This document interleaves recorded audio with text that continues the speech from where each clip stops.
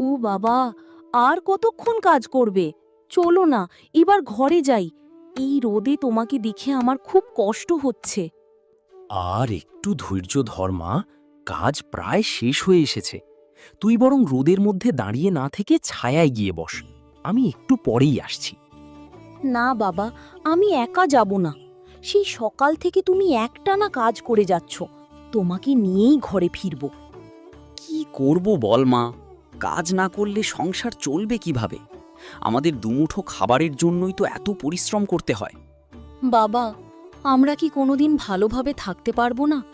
প্রতিদিন তোমাকে এত কষ্ট করতে দেখে আমার খুব খারাপ লাগে। কে জানে মা, মানুষের ভাগ্যে কি লেখা আছে তা শুধু ভগবান জানেন। আমরা শুধু চেষ্টা করে যেতে পারি। তুই ওই কলা গাছের ঝোপটার নিচে গিয়ে একটু বস, আমি কাজ গুছিয়ে আসছি। আচ্ছা বাবা, তবে বসে বসে থাকবো না, কয়েকটা কলা পাতা কেটে নিয়ে আসি। কলা পাতা দিয়ে আবার কি করবি মা? আজ কলা পাতায় পান্তা ভাত খাবো। কলা পাতায় খেতে আমার খুব ভালো লাগে। মনে হয় খাবারটা আরো মজার হয়ে যায়। ঠিক আছে মা, সাবধানে যাস। আমি কাজ শেষ করে এখনই আসছি। তাড়াতাড়ি এসো কিন্তু বাবা, আমি তোমার জন্য অপেক্ষা করব। পাগলি মেয়ে আমার, ঘরে দুমুঠো পান্তা ভাত জুটবে কিনা তারও ঠিক নেই, আর সে কিনা কলা পাতায় খাবে বলে এত খুশি। হে ভগবান, আমার মেয়েটার মনটা কত সুন্দর। ওকে জীবনে একটু সুখ দিও, এটাই আমার প্রার্থনা।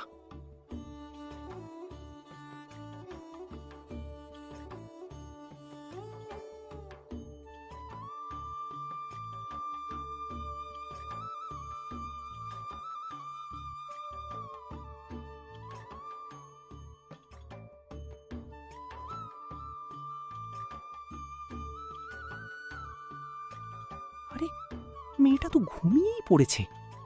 মিতি, ও মিতি, ওঠ মা, চল এবার দুজনে মিলে খেয়ে নি। আমি ঘুমিয়ে পড়েছিলাম নাকি? ইস, কত সুন্দর একটা স্বপ্ন দেখছিলাম। কেন আমাকে ডেকে দিলে বাবা? আচ্ছা আচ্ছা, রাগ করিস না। দেখ কত বেলা হয়ে গেছে। এভাবে কলা বনের মধ্যে কেউ ঘুমায় নাকি? এখানে যে কোনো সময় বিপদ আপদ হতে পারে। তোমার এত কিসের ভয় বাবা? ভয় পাবো না কেন মা? তুই তো জানিস না এই জঙ্গলে কত রকম বিপদ লুকিয়ে থাকে। তোর নিরাপত্তার জন্যই বলি।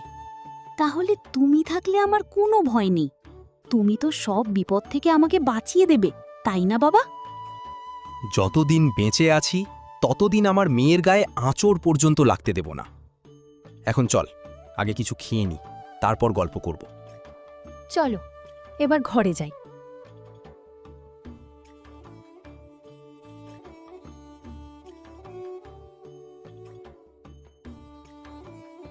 হ্যাঁ মা, চল। তুই আগে গিয়ে হাত মুখ ধুয়ে ঘরে যা, আমি এই কাজগুলো গুছিয়ে নিয়ে আসছি। ঠিক আছে বাবা, কিন্তু বেশি দেরি করো না, আমি তোমার জন্য অপেক্ষা করব। আচ্ছা মা, একদম বেশি দেরি করব না, এখনই আসছি।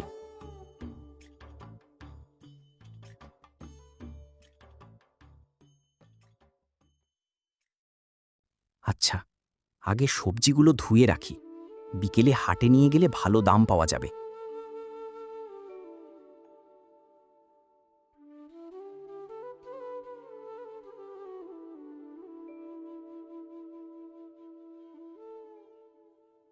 বাবা, দেখো তো বেগুনগুলো কত বড় হয়েছে। মা না বেগুন পোড়া খেতে খুব পছন্দ করত। হ্যাঁ রে মা, বেগুন ছাড়া তোর মায়ের চলতোই না।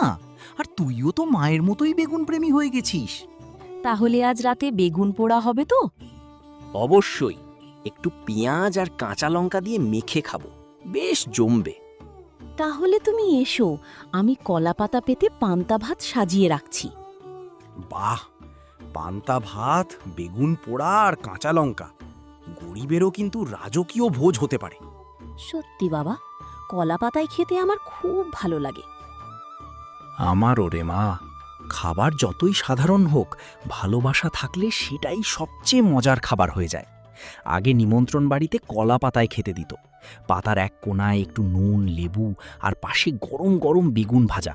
আহ, কি স্বাদই না ছিল! ইস, শুনেই তো জিভে জল চলে আসছে। বেগুন ভাজা খেতে দারুণ লাগে। তাহলে আজ হাট থেকে ফেরার পথে একটু তেল কিনে আনবো, বেগুন ভেজে দেব। না বাবা, এত খরচ করার দরকার নেই। তুমি বেগুন পোড়াই করে দিও, সেটাই আমার বেশি ভালো লাগে। আমি হাটে যাচ্ছি, তুই ঘরের দরজা লাগিয়ে রাখিস। আচ্ছা বাবা, তবে তাড়াতাড়ি ফিরে আসবে কিন্তু। অবশ্যই ফিরব, তোকে একা রেখে আমারও মন বসে না। আমার জন্য কিছু আনতে হবে না, তুমি শুধু ভালোভাবে ফিরে এসো। ঠিক আছে মা, যত তাড়াতাড়ি পারি চলে আসব। আসেন দাদা, টাটকা সবজি আছে, কি নেবেন বলুন? কি কি এনেছেন আজ? বেগুন, ঝিঙে, কুমড়ো, পেঁপে সবই আছে দাদা, একদম টাটকা। আজ সকালেই বাগান থেকে তুলে এনেছি। সেটা তো জানি, তোমার সবজিগুলো সবসময়ই ভালো হয়। সব একটু একটু করে দাও, দাম নিয়ে চিন্তা করো না। আরে দাদা, আপনি তো বহুদিনের পরিচিত মানুষ, ন্যায্য দামই নেব। সব 1 কিলো করে দিচ্ছি, শুধু পেঁপেটা একটু বড়, তাই ওজনটা একটু বেশি হবে। ঠিক আছে। আচ্ছা, আজ কলা আনোনি? না দাদা, আজ একটু তাড়াহুড়ো হয়ে গেছে। মেয়েটা বারবার তাড়া দিচ্ছিল, তাই কলার কাঁদি নামানোর সময় পাইনি। তোমার মেয়ে তো খুব আদরের মনে হচ্ছে। কজন ছেলে মেয়ে তোমার? একটাই মেয়ে দাদা, ওই আমার সব। ওর মুখের হাসিটাই আমার সবচেয়ে বড় সম্পদ। মা নেই, তাই ওকে নিয়েই আমার পুরো পৃথিবী। ওর মা নেই নাকি? না দাদা, ওর জন্য আমি বাবা, আমি মা। যতটুকু পারি ভালোবেসে মানুষ করার চেষ্টা করছি। খুব কষ্টের কথা, এত ছোট বয়সে মাকে হারিয়েছে। কি হয়েছিল? অনেক বছর আগের কথা, এক দুর্ঘটনায় ওর মাকে হারিয়েছিলাম। সেই থেকে মেয়েটাকে নিয়েই আমার জীবন। আচ্ছা, সবজির দাম কত হলো? 160 টাকা হয়, কিন্তু আপনি 150 টাকাই দিন। এই নিন 200 টাকা। আর এই 100 টাকা রাখুন, মেয়েটার জন্য কিছু ভালো খাবার কিনে নিয়ে যাবেন। না দাদা, মাফ করবেন, আমি কষ্ট করে উপার্জন করি। সাহায্য হিসেবে টাকা নিতে আমার ভালো লাগে না। আরে না, এটাকে সাহায্য ভাববেন না।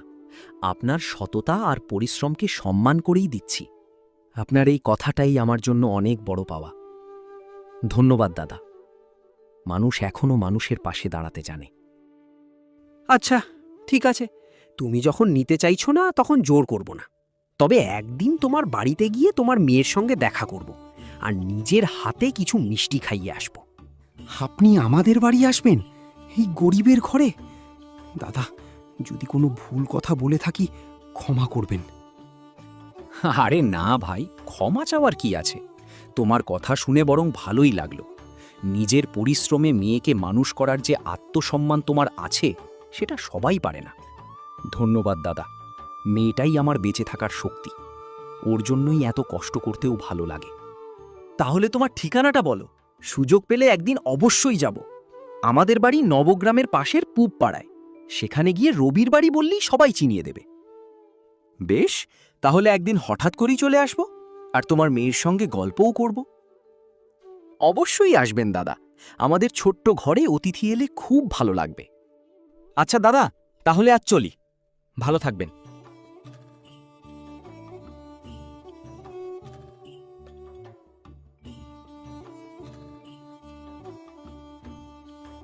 মিতি, ও মিতি, আমি এসে গেছি মা। বাবা, আমি কতক্ষণ ধরে তোমার অপেক্ষা করছি। আমার সোনা মেয়ে, আয় আগে ঘরে চল। দেখ, তোর জন্য একটা চমক এনেছি। সত্যি? কি এনেছো বাবা? হ্যাঁ রে মা, তোর মায়ের কথা মনে পড়তো বলে অনেক দিন জিলিপির দোকানের দিকেই তাকাইনি। তাহলে আজ কেন কিনলে? আজ মনে হলো তোর মুখে হাসি দেখার জন্য একটু মিষ্টি নিয়ে যাই। তোর হাসিটাই তো আমার সবচেয়ে বড় সুখ। তাহলে আজ আমরা দুজনেই জিলিপি খাবো, আর মায়ের কথাও মনে করব। হ্যাঁ মা, আজকের এই মিষ্টি হাসিটাই যেন আমাদের ঘরটা ভরে রাখে।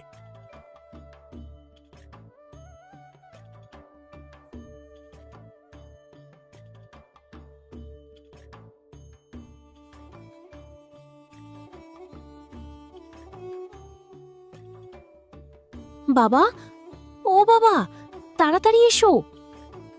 কি হয়েছে রে? এত হাঁপাচ্ছিস কেন? কোনো সমস্যা হয়েছে নাকি? না না, সমস্যা না। চলো দেখো আমাদের ঘরে কারা এসেছে। আমাদের ঘরে? কি এসেছে আবার? আমি তো চিনি না, একজন কাকু আর একজন কাকিমা এসেছে। আর কত মিষ্টি নিয়ে এসেছে দেখলে অবাক হবে। তাই নাকি? তাহলে মনে হয় আমি আন্দাজ করতে পারছি কারা হতে পারে। আমার মন বলছিল একদিন না একদিন তোমাদের বাড়ি আসতেই হবে। ঠিকানা জিজ্ঞেস করে তাই চলে এলাম। আপনারা এসেছেন, এটাই আমাদের জন্য অনেক বড় আনন্দ। গরিবের ঘর আলোকিত হয়ে গেল। এসেই তোমার মেয়ের সঙ্গে দেখা। কি ভদ্র আর মিষ্টি মেয়ে। প্রথমেই প্রণাম করল। খুব ভালো লাগলো। ওর মাই এসব শিখিয়ে গিয়েছিল। আমি তো তেমন কিছুই জানি না। নিজেকে ছোট করো না। এত কষ্ট করে মেয়েকে মানুষ করছো, এটাই সবচেয়ে বড় শিক্ষা। আপনার কথা শুনে খুব ভালো লাগছে। গতকাল বাড়ি ফিরে আমি আমার স্ত্রীকে তোমাদের কথা বলেছিলাম, তাই আজ দুজনে মিলে দেখা করতে চলে এলাম। মিতির মায়ের কথা শুনে খুব কষ্ট পেয়েছিলাম। সত্যি অনেক বড় দুঃখ। কপালটাই খারাপ দাদা। কখনো কখনো মনে হয় ভাগ্য আমাদের সঙ্গে খুব নিষ্ঠুর ছিল। এভাবে বলো না ভাই, সুখ দুঃখ মিলিয়েই তো জীবন। শুধু তোমরাই নও, আমরাও অনেক কষ্টের মধ্য দিয়ে গেছি। আপনারাও মানে? কি হয়েছে দাদা আপনাদের? হ্যাঁ, আমাদের একমাত্র মেয়ে নিতু মাত্র 9 বছর বয়সে আমাদের ছেড়ে চলে গেছে। খুবই দুঃখজনক কথা দাদা। সেই শূন্যতা আজও ভরেনি। তাই মিতিকে দেখে আমাদের মেয়ের কথাই বারবার মনে পড়ে। বাজারে তোমাদের কথা শুনেই আমাদের মেয়ে নিতুর কথা মনে পড়ে গিয়েছিল। নিতু বেঁচে থাকলে আজ মিতির মতোই বড় হতো। আপনাদের কথা শুনে সত্যিই খুব কষ্ট লাগছে। কাকিমা, তুমি কাঁদবে না। আমি সব সময় তোমার বন্ধু হয়ে থাকব। ভালো থাকিস মা, সব সময় হাসি খুশি থাকিস। ভাই, একটা কথা বলি, যদি মাঝে মাঝে এসে তোমাদের সঙ্গে দেখা করি, তোমাদের কোনো আপত্তি থাকবে? আরে না দাদা, এই আবার কেমন কথা? আপনারা এলে তো আমাদেরই ভালো লাগবে। আজ থেকে মিতি আপনাদেরও মেয়ে। কিরে মিতি, তোর কাকিমাকে পছন্দ হয়েছে? খুব পছন্দ হয়েছে। কাকিমা, তুমি খুব ভালো। একদিন আমাদের বাড়িতে থেকে যাবে, রাতে আমাকে অনেক গল্প শোনাবে। অবশ্যই মা, তোমাকে অনেক গল্প শোনাবো। আর ভাই, একদিন কিন্তু মিতিকে আমাদের বাড়িতেও নিয়ে আসবে। ও আমাদের ঘরটাও হাসিতে ভরিয়ে দিক। একদিন কিন্তু মিতিকে আমাদের বাড়ি নিয়ে যাব, নিজের হাতে রান্না করে খাওয়াবো, অনেক গল্প করব। সত্যি কাকিমা? তাহলে আমি কিন্তু তোমাদের বাড়ি যাব। অবশ্যই যাবে মা, তোকে দেখলে আমার নিতুর কথাই মনে পড়ে। তো বন্ধুরা, আজকের ভিডিওটি আপনাদের কেমন লাগলো তা অবশ্যই কমেন্ট করে জানাবেন।